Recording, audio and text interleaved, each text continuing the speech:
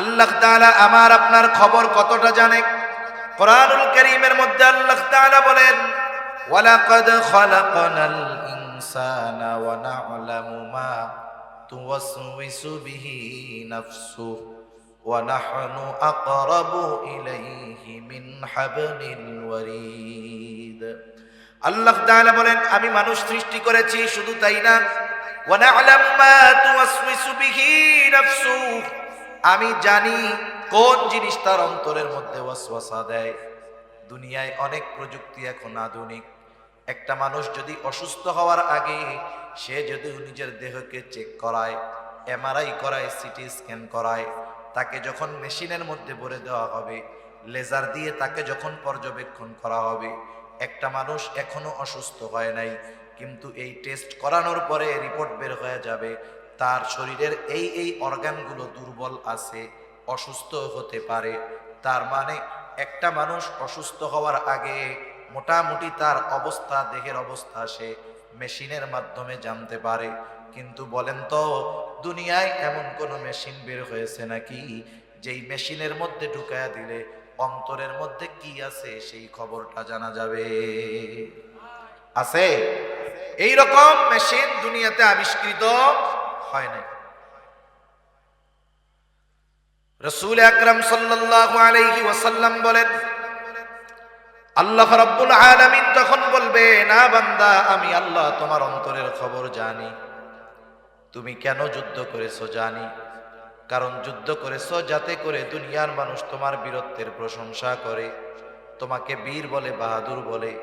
তুমি যে উদ্দেশ্যে দুনিয়ায় জিহাদ করেছো, দুনিয়ায় তুমি তা পেয়ে গেছো। কারণ তুমি দুনিয়ার মানুষ তোমাকে বীর বলেছে, বাহাদুর বলেছে। সুতরাং আজকে আমি আল্লাহর তরফ থেকে তোমার জন্য কিছু নাই, তুমি চলে যাও, তোমার ঠিকানা হলো জাহান্নাম।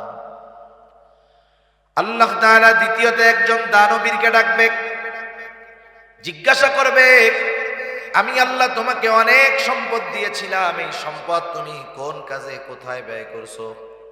লোকটা বলবে, আল্লাহ, আপনার দেওয়া সম্পদ আমি দান করেছি, সদকা করেছি। যার ঘর নাই তাকে ঘর বানিয়ে দিয়েছি, যার বাড়ি নাই তাকে বাড়ি বানিয়ে দিয়েছি, যার খাবার নাই তাকে খাবার কিনে দিয়েছি। আল্লাহ তাআলা বলবে, বান্দা, কেন তুমি এই দান সদকা গুলো করেছ? লোকটা বলবে, আল্লাহ, এগুলো আমি আপনার সন্তুষ্টির জন্য করেছি। আল্লাহ তাআলা তখন বলবেন, না বান্দা, না না, তুমি মিথ্যা বলতেছ। আমি আল্লাহ তোমার অন্তরের খবর জানি। তুমি দান করেছো যাতে করে দুনিয়ার মানুষ তোমাকে দানবীর বলে, তোমার দানের প্রশংসা করে। তুমি যে উদ্দেশ্যে দান করেছো দুনিয়ায় তুমি তা পেয়ে গেছো। দুনিয়ার মানুষ তোমাকে দানবীর বলেছে, দুনিয়ার মানুষ তোমাকে গরিবের বন্ধু বলেছে। সুতরাং আজকে আমি আল্লাহর তরফ থেকে তোমার জন্য কিছু নাই, তুমি চলে যাও, তোমার ঠিকানা হলো চিরস্থায়ী জাহান্নাম। তৃতীয়তে একজন আলেম অথবা কারীকে ডাকবেন। আল্লাহ তাআলা জিজ্ঞাসা করবে, গোলাম, কেন ইলম অর্জন করেছো, কেন কোরআন শিখেছো? লোকটা বলবে, আল্লাহ, শুধুমাত্র আপনার সন্তুষ্টির জন্য কোরআন শিখেছি, ইলম শিখেছি। আল্লাহ তাআলা বলবে, না বান্দা, তুমি মিথ্যা বলতেছ। তুমি যে উদ্দেশ্যে ইলম অর্জন করেছো তা হলো দুনিয়ার মানুষ তোমাকে আলেম বলবে, হাফেজ বলবে, তোমার তিলাওয়াত শুনে মানুষ প্রশংসা করবে, তোমার আলোচনা শুনে মানুষ প্রশংসা করবে। তুমি মানুষের প্রশংসার জন্য আলেম হয়েছো, কোরআন শিখেছো। তুমি দুনিয়ায় তো তা পাইয়াই গেছো, কারণ দুনিয়ার মানুষ তোমার কথার প্রশংসা করেছে, তোমার ওয়াজের প্রশংসা করেছে, তোমার তিলাওয়াতের প্রশংসা করেছে। সুতরাং আজকে আমি আল্লাহর তরফ থেকে তোমার জন্য কিছু নাই, তুমি চলে যাও, তোমার ঠিকানা হলো চিরস্থায়ী জাহান্নাম। আল্লাহ তাআলার কাছে তৌফিক চাই, আল্লাহ তাআলা আমাকে কিছু কথা বলার তৌফিক দেন, যে কথাগুলো আমাদের সবার দুনিয়া এবং আখিরাতের জন্য কল্যাণকর হয়। সকলে আবারও বলি আমিন। অনেকে মনে করতে পারেন যে আজকে এই মাহফিলটা না হলেই বা কি হতো, আজকের দিনটা ইবাদতের একটা রাত। তারা হয়তো মনে করতেছে এই মাহফিলটা মনে হয় ইবাদত নয়। যেমন শবে বারাত অর্থ হলো মুক্তির রাত, শব্দটা ফার্সি। আল্লাহ সুবহানাহু ওয়া তাআলা এই রাত্রে সূর্যাস্তের পর থেকে বান্দার প্রতি বিশেষ নজর দেন এবং দুই শ্রেণীর মানুষ ছাড়া সকলকে ক্ষমার ঘোষণা আল্লাহ তাআলা দিয়েছেন। সুবহানাল্লাহ। তবে এই মাহফিল এটাও অন্যতম একটি ইবাদত। রাসূল আকরাম সাল্লাল্লাহু আলাইহি ওয়াসাল্লাম একদিন মসজিদে নববীর মধ্যে ঢুকছেন। মসজিদে নববীর দুই পাশে দুইটা দল ছিল, সাহাবা একরামের দুইটা হালাকা ছিল, মজলিস হইতেছিল। এক দল আল্লাহ তাআলার কাছে জান্নাত কামনা করতেছিল, জাহান্নাম থেকে বাঁচার জন্য প্রার্থনা করতেছিল, রোনাজারি করতেছিল, ক্ষমা চাইতেছিল। আর এক দল কিছু দ্বীনি আলোচনা করতেছিল। রাসূল আকরাম সাল্লাল্লাহু আলাইহি ওয়াসাল্লাম বললেন, এই দুইটা দলই উত্তম, তবে যারা দ্বীনি আলোচনা করতেছে ওদের চাইতে এই গ্রুপটা বেশি উত্তম। কেন? যারা আল্লাহ তাআলার কাছে ক্ষমা চাচ্ছে, আল্লাহ তাআলা চাইলে মাফ করতেও পারে, নাও পারে, চাইলে জান্নাত দিতে পারে, নাও পারে, কিন্তু যারা এই দ্বীনি মজলিসে বসেছে নিঃসন্দেহে এই আলোচনার দ্বারা তারা দুনিয়া আখিরাতের উপকার লাভ করতে পারবে। সুবহানাল্লাহ। এর দ্বারা আবার এটা উদ্দেশ্য নয় বা বোঝানো নয় যে আল্লাহ তাআলার কাছে মাফ চাওয়ার কি দরকার। মূলত এই মজলিসগুলো দ্বীনি মুযাকারা, দ্বীনি আলোচনা যেই মজলিসগুলোর মধ্যে হয়, এই মজলিসগুলো কত গুরুত্বপূর্ণ নবীজি সাল্লাল্লাহু আলাইহি ওয়াসাল্লাম এটা বোঝাতে চেয়েছেন। যেমন আপনাদের অঞ্চলে যে বাজারগুলো আছে, প্রত্যেকটা বাজারেই মানুষ যখন কর্ম থেকে ফিরে ব্যস্ততা না থাকে বসে আড্ডা দেয় কি দেয় না? আমরা মুমিন, আমাদের আড্ডাগুলো হওয়া দরকার ছিল ওই আড্ডায় মজলিসে আলোচনা হওয়ার দরকার ছিল কোরআন হাদিসের আলোচনা। কিন্তু এই ধরনের মজলিসগুলোর মধ্যে বলেন তো, যেই আলোচনাগুলো হয় ওগুলোর মধ্যে না দুনিয়ার উপকার থাকে না পরকালের উপকার থাকে। ওই আলোচনাগুলোর মধ্যে গীবত, শেকায়াতে ভরপুর থাকে, অপরের দোষ ত্রুটি বর্ণনা করা হয়। দেখা যায় ওই মজলিসগুলো আরো জাহান্নামে যাওয়ার কারণ হয়। ঠিক কিনা বলেন? অথচ উচিত ছিল মুমিন কয়েকজন যখনই এক জায়গায় বসবে তারা দ্বীনি বিষয়ে আলোচনা করবে। তা সম্মানিত সুধী, আমি যে কথা বোঝানোর জন্য হাদিসটা আপনাদের খেদমতে বললাম যে আজকে এই বরকতময় রাতে যেহেতু নির্দিষ্ট কোনো নামাজ হাদিসের মধ্যে নাই, আমরা একটা ইবাদত করতেছি, দ্বীনি আলোচনা করতেছি, এটা গুরুত্বপূর্ণ একটি বিষয়। সাথে সাথে এই রাত্রে যেহেতু আল্লাহ তাআলা ক্ষমার ঘোষণা দিয়েছেন, সুযোগ দিয়েছেন, আমরা এখান থেকে যখন যাব আল্লাহ তাআলার কাছে রোনাজারি করে ক্ষমা চেয়ে কান্নাকাটি করেই তো যাব। ঠিক কিনা? আর একটা বিষয় খেয়াল রাখতে হবে, কারো যদি সামর্থ্য থাকে সারা রাত জাগলো অসুবিধা নাই, কিন্তু রাত জাগতে গিয়ে যদি ফজরের নামাজ বাদ হয়ে যায়, কাজা হয়ে যায়, তাহলে তার জন্য রাত্রি জাগাও ঠিক হবে না। আমি যে আয়াতখানা আপনাদের খেদমতে তিলাওয়াত করেছি, উক্ত আয়াতের মধ্যে আল্লাহ সুবহানাহু ওয়া তাআলা মুমিন নারী এবং পুরুষদের ইবাদতের প্রতিদান দেওয়ার ঘোষণা দিয়েছেন দুই ধরনের। এক ধরনের পুরস্কার আল্লাহ তাআলা দিবেন দুনিয়ায়, আর এক ধরনের পুরস্কার আল্লাহ তাআলা দিবেন আখিরাতে। ইকো কমান, এই ইকো বাদ দেন একেবারে। আপনার মনিটরের আওয়াজ দিতে বলছে, আমি আওয়াজ পাচ্ছি বাইরের মাইকের, মনিটরের আওয়াজ নেই। আল্লাহ তাআলা কোরআনুল কারীমের মধ্যে বলেন, মান আমিলা সালিহাম মিন যাকারিন আও উনসা ওয়া হুয়া মুমিন ফালানুহয়িন্নাহু হায়াতান তাইয়্যিবাহ ওয়া লানাজজিয়ান্নাহুম আজরাহুম বিআহসানি মা কানু ইয়ামালুন। আল্লাহ রাব্বুল আলামিন বলেন, মান আমিলা সালিহাম মিন যাকারিন আও উনসা ওয়া হুয়া মুমিন, মুমিন নারী অথবা পুরুষ যখন আমলে সালেহ করে, এক নাম্বার শর্ত হলো মুমিন হতে হবে, দুই নাম্বার আমলে সালেহ হতে হবে, সেটা হোক নারী অথবা পুরুষ। আল্লাহ তাআলা এই নারী অথবা পুরুষকে ঈমান সহকারে আমলে সালেহ করার কারণে দুই ধরনের পুরস্কারের কথা আল্লাহ তাআলা বলেন।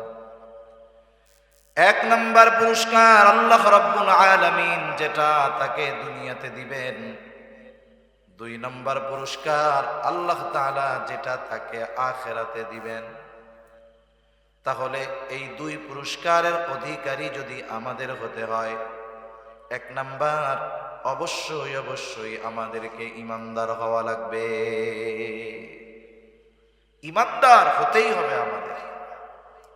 আমার আগে ভাই আলোচনার প্রয়োজনে ঈমানের ব্যাপারেও কিছু কথা বলছে যে আল্লাহর প্রতি বিশ্বাস কেমন হওয়া দরকার। এজন্য আমার আর ঈমানের ব্যাপারে কথা বলার প্রয়োজন হবে বলে আমি মনে করি না। দ্বিতীয় শর্ত হলো শুধু আমল, শুধু ঈমান নয়, আমলটা আমলে সালেহ হতে হবে। প্রশ্ন হলো একটা মানুষের আমল কখন আমলে সালেহ হয়? ঈমান তো কম্পালসারি থাকতেই হবে, সাথে সাথে আরো কয়েকটা গুণ যদি তার ওই আমলের মধ্যে পাওয়া যায়, ওই আমল যত ছোট হোক না কেন ওই আমলটা আল্লাহ তাআলার কাছে কবুল হয়ে যায়। আমলে সালেহ কাকে বলে এটার সংজ্ঞা আমরা সহজ ভাষায় বুঝি। একটা হলো শুধু আমল, আর একটা হলো আমলে সালেহ। আমল, আমলে সালেহ। আমলে সালেহ হলো ওই আমল যেই আমল আল্লাহ তাআলার কাছে কবুল হওয়ার যোগ্যতা রাখে। যেহেতু সামনে আমলের এক সিজন আসতেছে, রমজান মাস আসতেছে আর মাত্র 15 দিন পরে। এখন আমরা কষ্ট করে রোজা রাখলাম, 20 রাকাত তারাবি পড়লাম, আরো অন্যান্য ইবাদত করলাম। আমার মধ্যে যদি ওই শর্তগুলো অনুপস্থিত থাকার কারণে আমার এই কষ্টের আমল আল্লাহর দরবারে কবুল না হয়, তাইলে এর চাইতে কষ্টের আর কিছু হতে পারে? আর কিছুই কষ্টের হতে পারে না। এজন্য আমরা যদি আমাদের আমল আল্লাহ তাআলার কাছে কবুল করাতে চাই, এক নম্বরে যেই জিনিসটা দরকার সেটার নাম হলো ঈমান। এটা তো লাগবেই লাগবে, কারণ ঈমানবিহীন কোনো ভালো আমল আল্লাহ তাআলার কাছে গ্রহণযোগ্য হয় না। এই জন্য একজন ঈমানদারের আমল ভালো কাজ আর একজন বেঈমানের ভালো কাজের মধ্যে তফাৎ হলো এইটা। ঈমানদার যখন কোনো ভালো কাজ করে, দুনিয়ায় কোনো নেকের কাজ করে, ভালো কাজ করে, আল্লাহ তাআলা ওই ঈমানদারের ভালো কাজের প্রতিদান শুধু যে দুনিয়াতে দেন তা নয়, ঈমানদারের প্রত্যেকটা ভালো কাজের প্রতিদান আল্লাহ তাআলা দুনিয়াতেও দেয়, আখিরাতেও দেয়। আর সমাজের মধ্যে যেই সমস্ত বেঈমান কাফেরেরা ভালো কাজ করে, মানুষের দান সদকা করে, মানুষের উপকার করে, বলে এদের ভালো কাজের প্রতিদানও আল্লাহ তাআলা দেন। ঈমান না থাকার কারণে এদের ভালো কাজের প্রতিদান আল্লাহ তাআলা শুধু দুনিয়াতেই দিয়ে দেন। ঈমান না থাকার কারণে ওই মানুষগুলোর ভালো কাজের প্রতিদান আল্লাহ তাআলা পরকালে দেয় না। এজন্য দুনিয়াতে দেখবেন কাফেররা কিন্তু ভালো কাজ করে, অনেক মানবিক অনেক ভালো কাজ করে। এই ভালো কাজের প্রতিদান আল্লাহ তাআলা কোথায় দেন? দুনিয়াতে দেন, দুনিয়াতে। আর যারা মুমিন এদের ভালো কাজের প্রতিদান আল্লাহ তাআলা শুধু দুনিয়ায় দেন তা না, আখিরাতে দিবেন তো দিবেন। অনেক সময় ভালো কাজের প্রতিদান দুনিয়াতে আল্লাহ নাও দিতে পারে। সেজন্য একটা মানুষ যদি তার ভালো কর্মের দ্বারা দুই জাহানে উপকৃত হতে চায়, তাহলে তার ঈমান দরকার। আপনাকে ইকোটা বন্ধ করতে বলছি, ফুল এরা কথাই বুঝে না। এই ইকো কার কার কার কার এতবার দরকার নাই তো, এটা বন্ধ করেন, ইকো বন্ধ করেন। আপনি রিভার্ব দিয়ে আওয়াজটা ছেড়ে দেন। এতবার তো অপারেটরদের বলা লাগার কথা না, তো বোঝার কথা অল্প।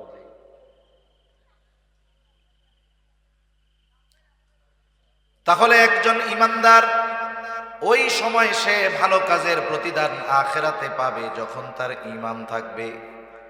ঈমানবিহীন কোনো ভালো কাজের প্রতিদান আল্লাহ তাআলা আখিরাতে দিবেন না। এজন্য আমলে সালেহ হওয়ার অন্যতম প্রধান শর্ত হলো ঈমান। এখন আসেন দ্বিতীয় বিষয়, আমার আমলগুলো যদি আল্লাহ তাআলার কাছে গ্রহণযোগ্য করাতে হয়, কবুল করাতে হয়, এর পর কি দরকার? তাহলে এক নাম্বার দরকার হলো ঈমান, দুই নাম্বার দরকার হলো ইখলাস তথা নিয়তের বিশুদ্ধতা। আমি আপনি যেই আমল করি না কেন, সেটা ছোট হোক আর বড় হোক, আল্লাহ তাআলার কাছে ওই আমলটা কবুল হওয়ার অন্যতম শর্ত হলো আমলটা হতে হবে একমাত্র আল্লাহ তাআলার সন্তুষ্টির জন্য। দুনিয়াতে কোনো মানুষ যদি কোনো আমল মানুষকে দেখানোর জন্য করে, ওই আমল কবুল তো হবেই না, বরং ওই আমল আখিরাতে তার জাহান্নামে যাওয়ার কারণ হয়ে যাবে। ভালো কাজ আল্লাহকে দেখাইলে লাভ, ভালো কাজ মানুষকে দেখাইলে ওই ভালো কাজের দামও নাই, আর ওই ভালো কাজ তার জাহান্নামে যাওয়ার কারণ হবে। রাসূল আকরাম সাল্লাল্লাহু আলাইহি ওয়াসাল্লাম আবু হুরায়রা রাদিয়াল্লাহু তাআলা আনহু হতে প্রসিদ্ধ একটা হাদিস, রাসূল আকরাম সাল্লাল্লাহু আলাইহি ওয়াসাল্লাম বলেন, যেই হাদিসটা বর্ণনা করার পূর্বে আবু হুরায়রা রাদিয়াল্লাহু তাআলা আনহু পরপর 3 বার অজ্ঞান হয়ে গেছেন, চতুর্থবার তিনি হাদিসটা বর্ণনা করতেছেন। তিনি বলেন, রাসূল আকরাম সাল্লাল্লাহু আলাইহি ওয়াসাল্লাম বলেন, কিয়ামতের দিন আল্লাহ তাআলা সর্বপ্রথম 3 শ্রেণীর মানুষকে হিসাবের জন্য ডাকবে। 1 নাম্বার, আল্লাহ তাআলা একজন শহীদকে ডাকবে। শহীদ রক্তাক্ত অবস্থায় সে আল্লাহর সামনে উপস্থিত হয়ে যাবে। আল্লাহ তাআলা তাকে জিজ্ঞাসা করবে, তোমার এই অবস্থা কেন? লোকটা বলবে, আল্লাহ, আপনার দ্বীন আপনার জমিনে প্রতিষ্ঠা করার জন্য কাফেরদের বিরুদ্ধে জিহাদ করতে করতে আমি আমার জীবনটা দিয়ে দিয়েছি। আল্লাহ তাআলা বলবেন, জীবন দিয়েছো, যুদ্ধ করেছো বুঝলাম, কিন্তু তোমার এই যুদ্ধের মূল উদ্দেশ্য কি ছিল? লোকটা তখন বলবে, আল্লাহ, আমি যুদ্ধ করেছি আপনার সন্তুষ্টির জন্য। বলেন তো, আল্লাহ তাআলা আমার আপনার অন্তরের খবর জানে কি জানে না? আল্লাহ তাআলা আমার আপনার খবর কতটা জানে? কোরআনুল কারীমের মধ্যে আল্লাহ তাআলা বলেন, ওয়ালাকাদ খালাকনাল ইনসানা ওয়া না'লামু মা তুওয়াসওয়িসু বিহি নাফসুহু ওয়া নাহনু আকরাবু ইলাইহি মিন হাবলিল ওয়ারিদ। আল্লাহ তাআলা বলেন, আমি মানুষ সৃষ্টি করেছি, শুধু তাই না, ওয়া না'লামু মা তুওয়াসওয়িসু বিহি নাফসুহু, আমি জানি কোন জিনিস তার অন্তরের মধ্যে ওয়াসওয়াসা দেয়। দুনিয়ায় অনেক প্রযুক্তি এখন আধুনিক। একটা মানুষ যদি অসুস্থ হওয়ার আগে সে যদি নিজের দেহকে চেক করায়, এমআরআই করায়, সিটি স্ক্যান করায়, তাকে যখন মেশিনের মধ্যে ভরে দেওয়া হবে, লেজার দিয়ে তাকে যখন পর্যবেক্ষণ করা হবে, একটা মানুষ এখনো অসুস্থ হয় নাই, কিন্তু এই টেস্ট করানোর পরে রিপোর্ট বের হয়ে যাবে তার শরীরের এই অর্গানগুলো দুর্বল আছে, অসুস্থ হতে পারে। তার মানে একটা মানুষ অসুস্থ হওয়ার আগে মোটামুটি তার অবস্থা, দেহের অবস্থা সে মেশিনের মাধ্যমে জানতে পারে। কিন্তু বলেন তো, দুনিয়ায় এমন কোনো মেশিন বের হয়েছে নাকি যেই মেশিনের মধ্যে ঢুকায়া দিলে অন্তরের মধ্যে কি আছে সেই খবরটা জানা যাবে? আছে?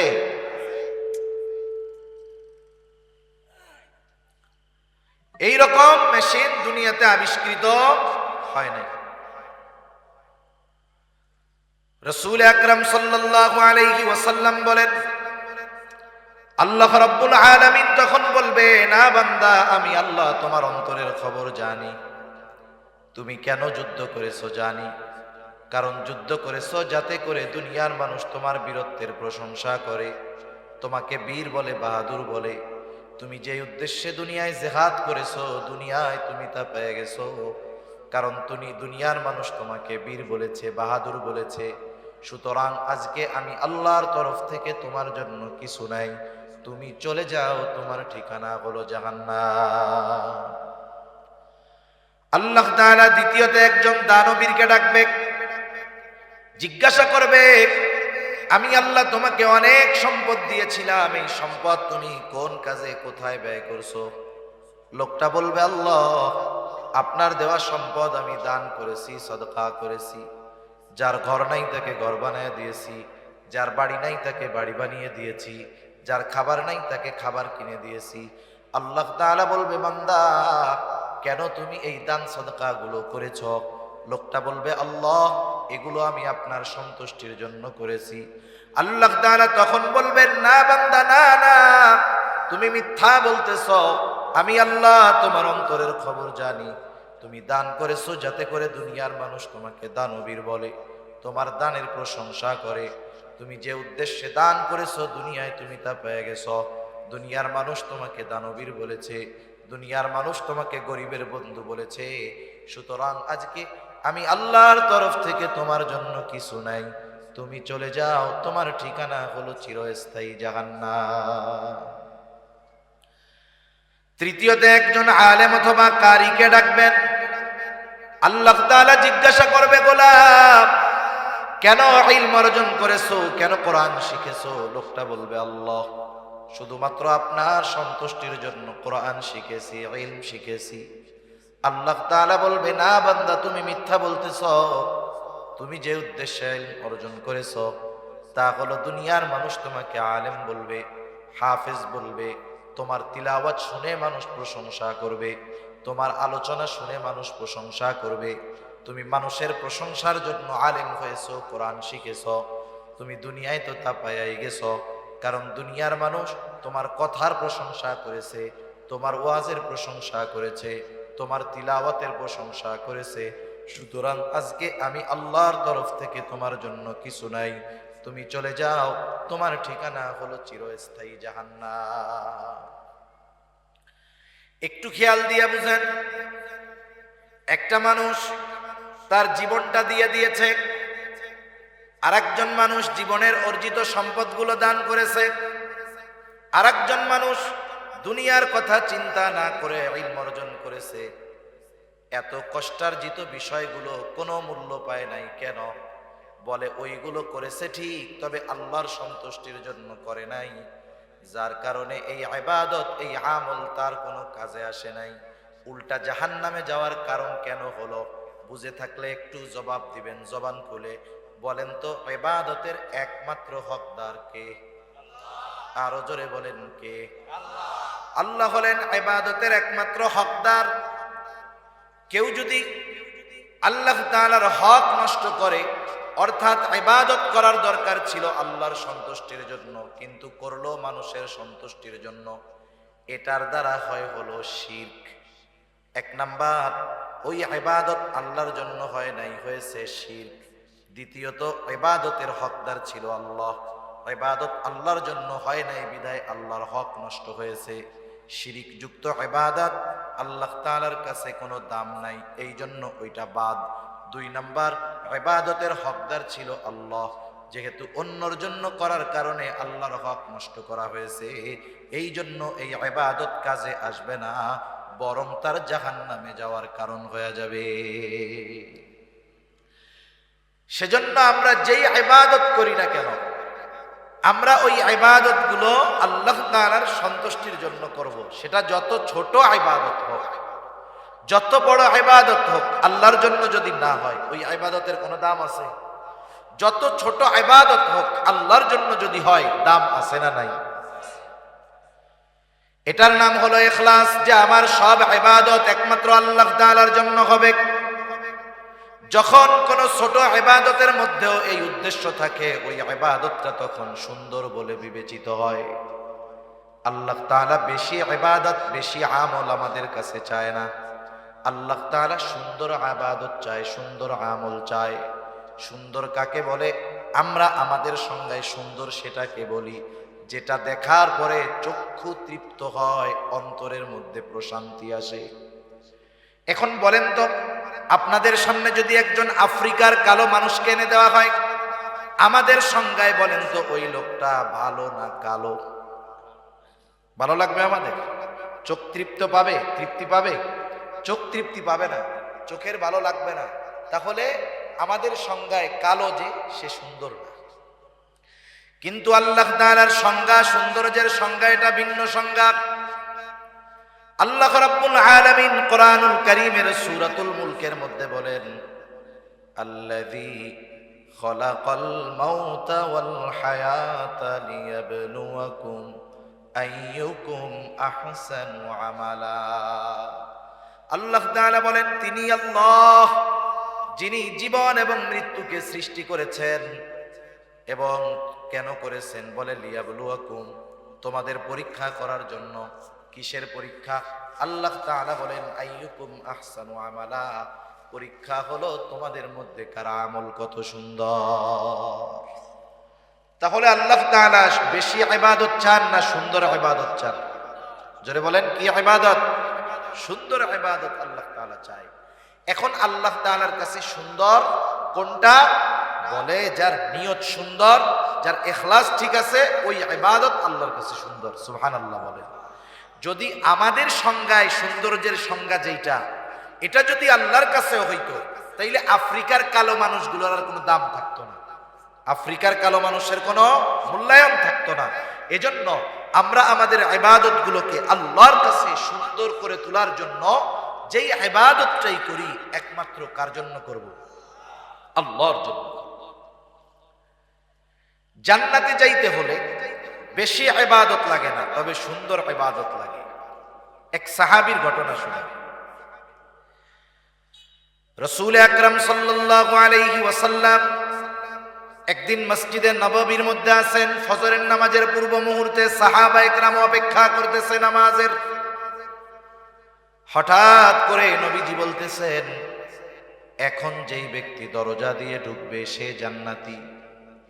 এই ঘোষণা যখন নবীজি দিয়েছেন, ঘোষণা দেওয়ার সাথে সাথে সবার নজর চলে গেছে দরজার দিকে।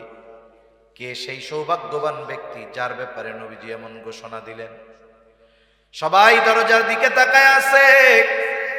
দেখা গেল একজন মানুষ, সে মসজিদের মধ্যে ঢুকতেছে, তার অজুর পানি এখনো দাড়ি দিয়া পড়ে।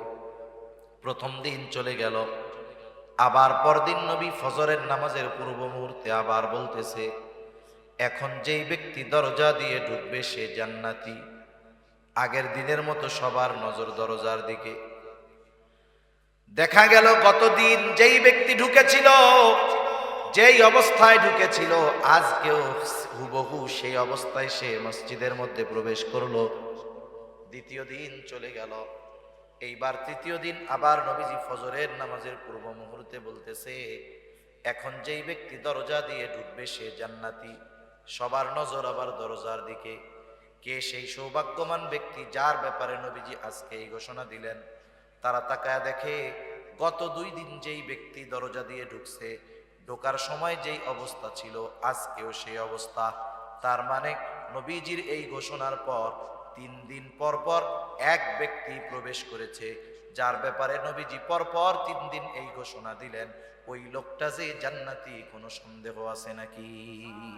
কোনো সন্দেহ নেই। রাসূল আকরাম সাল্লাল্লাহু আলাইহি ওয়াসাল্লামের এমন ঘোষণার পরে আব্দুল্লাহ ইবনে আমর ইবনুল আস রাদিয়াল্লাহু তাআলা আন ওই লোকটাকে গিয়ে জিজ্ঞাসা করতেছে, ভাই আমি তোমার বাড়িতে 3টা রাত থাকতে চাই, 3টা রাত যাপন করতে চাই। উদ্দেশ্য হলো নবীজি যেই ব্যক্তির ব্যাপারে এমন ঘোষণা দিলেন, ওই ব্যক্তির কি স্পেশাল আমল আছে দেখার দরকার। কারণ এই দুনিয়াতে সব শ্রেণীর মানুষ তাদের স্পেশাল আমলগুলো নিরিবিলি রাতের বেলায় করে।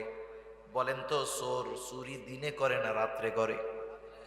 ডাকাত ডাকাতি দিনে করে না রাত্র করে? বলেন তো, যারা আহলুল্লাহ বুজুর্গানে দিন, তারা তাদের স্পেশাল ইবাদত গুলো দিনে করে নাকি রাত্রে করে? এই রাতের বেলায় মূলত বুজুর্গ যারা, এরা রাতটাকেই ইবাদতের জন্য বেছে নেয়, কারণ একেবারে নিরিবিলি, কোনো ঝঞ্ঝাট নাই, ঝামেলা নাই। আবার যারা ওই ধরনের অকারেন্স করে, অপরাধ করে, ওরাও অপরাধের জন্য রাত্রকে বেছে নেয়, কারণ মানুষজন সব ঘুমে থাকে, রাস্তায় লোকজন থাকে না। তা উনি চিন্তা করতেছে স্পেশাল ইবাদত তো রাতের বেলা করে। এখন উনি রাতের বেলা কি ইবাদত করে এটা জানার জন্য তো ওনার বাড়িতে থাকার দরকার। উনি গিয়া ওই লোকটাকে বলতেছে। আর এক হাদিসের আলোকে বোঝা যায় নবীজি যেই ব্যক্তির ব্যাপারে এই ঘোষণা দিয়েছেন, ওই ব্যক্তির নাম হলো সাদ বিন মুআজ রাদিয়াল্লাহু তাআলা, হযরত সাদ রাদিয়াল্লাহু তাআলা। উনি গিয়ে বলতেছে, ভাই আমি তোমার বাড়িতে একটু রাত্র যাপন করতে চাই। বলে, কোনো অসুবিধা নাই, চলেন। এশার নামাজ পড়ে ওই লোকটার সাথে আব্দুল্লাহ ইবনে আমর ইবনুল আস চলে গেলেন তার বাড়িতে। আগের আমলে আমাদের গ্রাম অঞ্চলে ছিল বাহিরের কোনো মেহমান যদি আসতো বাড়ির ভিতরে নেওয়া লাগতো না। আমাদের এলাকায় বলে কাছারি ঘর। আপনাদের কি বলে? কাছারি বলে না? আগে কাছারি ছিল। কাছারি এমন ভাবে থাকতো, ঘরের মানুষের মহিলাদের পর্দা এমনি হয়ে যেত, কাছারির মুখটা থাকতো বাহির দিকে, মেহমান ঢুকতো ওইখানে পানি বাথরুম করার ব্যবস্থা বাইরে থাকতো। তার মানে একজন মেহমান আসলে ভেতরের মহিলাদের পর্দার ব্যাপারে কোনো সমস্যা হইতো না। দেখেন আগের মানুষেরা, আমাদের মা দাদিরা নানিরা, এনারা কিন্তু এত বোরকা পইরা ঘুরে নাই। কিন্তু এমনও দেখা গেছে ওই দাদি নানিদেরকে ওই বাড়ির মানুষ সারা জিন্দেগিতে অন্য পরপুরুষ এক নজরও দেখতে পারে নাই। ঠিক কিনা বলে? আসলে বিষয় হলো বোরকাটা পর্দার জন্য জরুরি তা না, পর্দার জন্য মূলত নিজেকে প্রস্তুত করার দরকার। এখনের বোরকাগুলো পরার পরে তো আরো পর্দার চাইতে বেপর্দা হয়। ঠিক কিনা বলে? বোরকা পরে কেন? বলে পর্দা করার জন্য। পর্দা করার জন্য যদি পরে, এখনকার যে ভাব বোরকা, আসলে ওইটা তো পর্দার জন্য হয় না, বরং মানুষকে আরো তার পোশাকের প্রতি আকৃষ্ট করার জন্য পরা হয়। সে যদি নিজেকে লুকানোর জন্য পরতো তাহলে ওই ধরনের স্টাইল থাকতো না, এমব্রয়ডারি থাকতো না, 14-15টা কুচি থাকতো না। কি যে ভাব হইছে বোরকার, এগুলো দ্বারা বাস্তবিক পর্দা হয় না। অথচ আগের মহিলারা এখনো অনেক আছে আমাদের গ্রাম অঞ্চলগুলোতে। পুরুষ মানুষ দেখছে, বৃদ্ধ মানুষ, কেউ তার দিকে তাকাবে না। সে দেখা যাচ্ছে রাস্তার থেকে নেমে কাপড়টাকে এমন ভাবে ঢাকনা দিছে যে তার দেহের আবহাওয়া আকৃতি বোঝার কোনো সিস্টেম নেই। কাচারি ঘরে থাকতে দিয়েছে আব্দুল্লাহ ইবনে আমর ইবনুল আসকে। আব্দুল্লাহ ইবনে আমর ইবনুল আস তিনি তো ঘুমানোর জন্য যান নাই, মূলত দেখার জন্য গেছে কি ইবাদত করে। তিনি খেয়াল করলেন ওই ব্যক্তি ঘরের মধ্যে ঢুকলো, বাতি নিভায়া দিল, ঘুমায় গেল। আব্দুল্লাহ ইবনে আমর ইবনুল আস সারা রাত সজাগ, কোন সময় উঠে আর কোন সময় কি ইবাদত করে দেখবে। কিন্তু দেখা গেল অপেক্ষা করতে করতে ফজরের আজান হয়ে গেছে, লোকটা ঘুমের থেকে উঠছে মাত্র।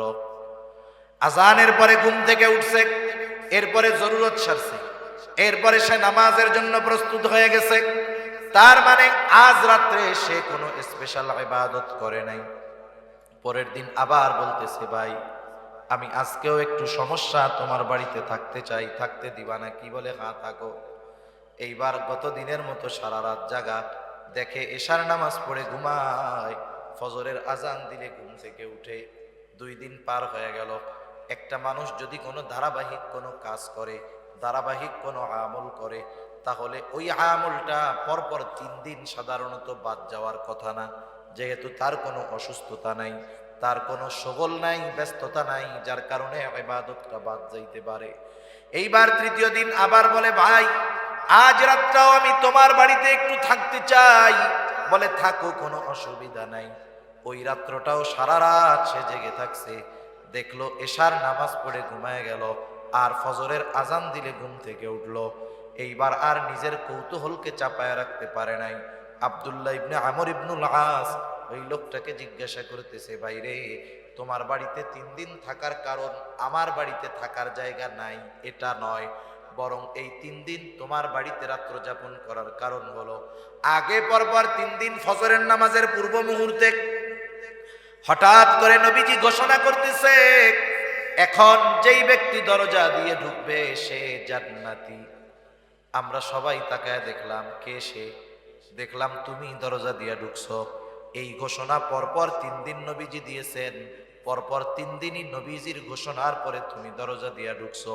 আমি তোমার বাড়িতে রাত্র যাপন করার উদ্দেশ্য ছিল, আমি দেখতে চেয়েছিলাম তুমি স্পেশাল কি আমল করো, যার কারণে নবীজি তোমার ব্যাপারে, যদি আমার ব্যাপারে এমন ঘোষণা দিয়ে থাকেন, এটা তো বড় শুকরিয়ার বিষয়।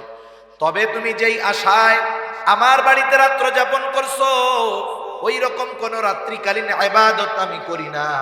তবে হ্যাঁ, একটা জিনিস করি। কি করো? বলে রাত্রে যখন আমি ঘুমাতে যাই, আমাকে যারা কষ্ট দিয়েছে আমি তাদের সবাইকে মাফ করে দে। 5 ওয়াক্ত নামাজ পড়ি, হারাম হালাল বেঁচে চলি, যেটা সাধারণ কাজ। এর চাইতে বেশি কিছু করি না। এখন আব্দুল্লাহ ইবনে আমর ইবনুল আস বলতেছে, তুমি যে রাতের বেলায় শোয়ার সময় সকলকে মাফ কইরা দাও, অন্যান্যগুলো তো আমরা সব সময় করি, কিন্তু তুমি যে এই কাজটা প্রতিদিন করো, এই কারণেই আল্লাহ তাআলা তোমার ব্যাপারে জান্নাতের খোঁজখবরই নবীজির মাধ্যমে জানায়া দিয়েছেন। সুবহানাল্লাহ। তাহলে দেখেন, একটা মানুষ জান্নাতে যাওয়ার জন্য অনেক ইবাদত করতে হয় নাকি?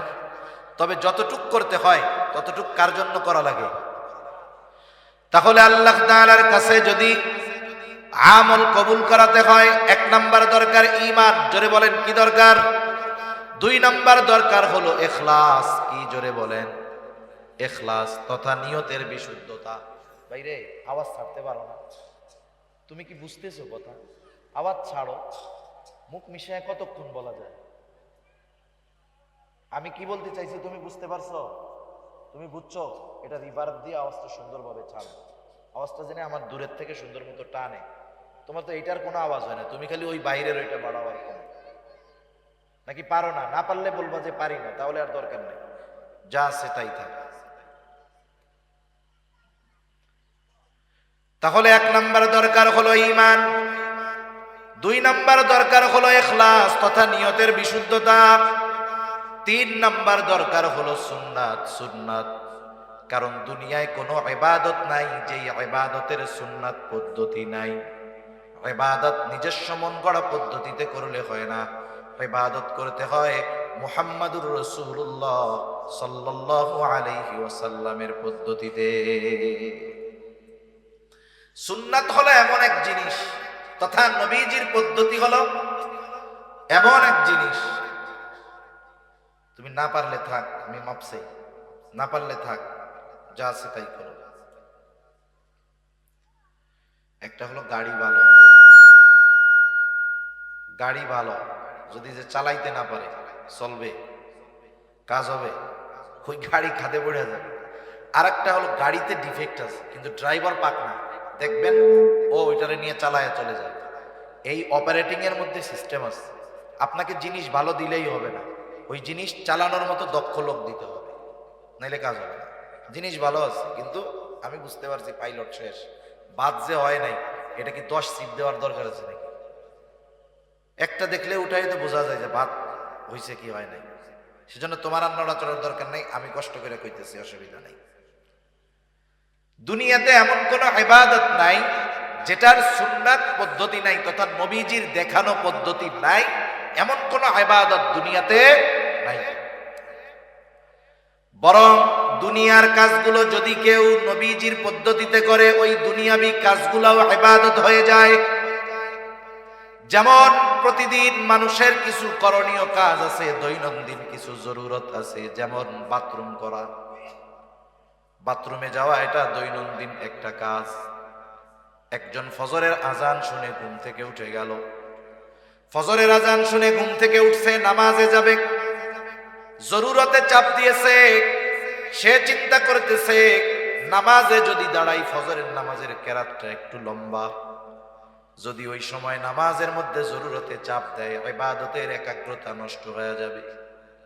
এই চিন্তা করে সে চিন্তা করলো তাহলে জরুরতটা পূরণ করে এরপরে মসজিদের দিকে যাই। এই নিয়তে সে বাথরুমের দিকে রওনা হলো। বাথরুমে যাওয়ার পদ্ধতি, সুন্নাত পদ্ধতি হলো 1 নম্বরে মাথা ঢেকে যাওয়া। সেটা আপনি টুপি দিয়ে ঢাকেন আর রুমাল দিয়ে ঢাকেন, গামছা দিয়ে ঢাকেন, অসুবিধা নাই। নবীজির সুন্নাত হলো মাথা ঢেকে বাথরুমে যাওয়া। আর বিজ্ঞানও বলে মাথা ঢেকে বাথরুমে যাওয়া উচিত। কেন? বলে বাথরুমের মধ্যে অগণিত ব্যাকটেরিয়া আছে, বাথরুমের মধ্যে অগণিত জীবাণু আছে। এই মাথার চুল, এটা হলো অত্যন্ত সংবেদনশীল।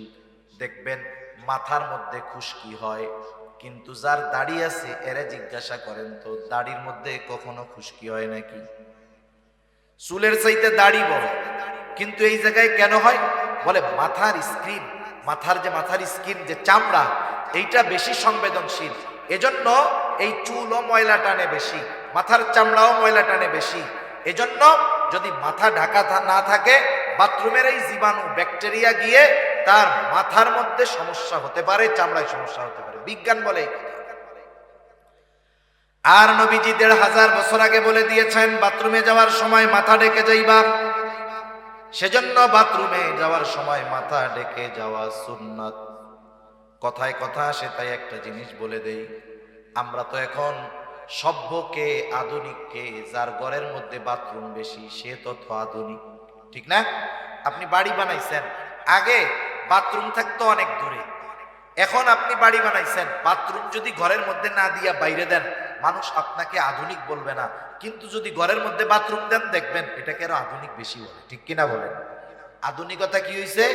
বাইরের বাথরুম ঘরে ঢুকছে, বাইরের পায়খানা কই ঢুকছে? ঘরের মধ্যে ঢুকছে। এই হলো আধুনিকতার নাম। এই বাথরুম ঘরে হওয়ার কারণে আমরা অনেক সময় মেসওয়াক, আমাদের ব্রাশ, এগুলো বাথরুমের মধ্যে রাখি, একটা র্যাকের মধ্যে রেখে দেয়। এখন বাথরুমের মধ্যে যখন থাকে ব্যাকটেরিয়া, জীবাণু থাকে, আপনি ঘুম থেকে উঠে পেস্ট লাগায় ব্রাশ করতেছেন, ওই জীবাণু ওর দ্বারা আপনার পেটে সমস্যা হতে পারে। এজন্য বিশেষ করে মেসওয়াক, ব্রাশ এগুলো বাথরুমের বাইরে রাখবো তো ইনশাআল্লাহ। এবার আপনি বাথরুমে ঢুকবেন, ঢোকার আগে দোয়া পড়তে হবে। অনেকে জানে না, ঢুকা এরপরে দোয়া পড়ে।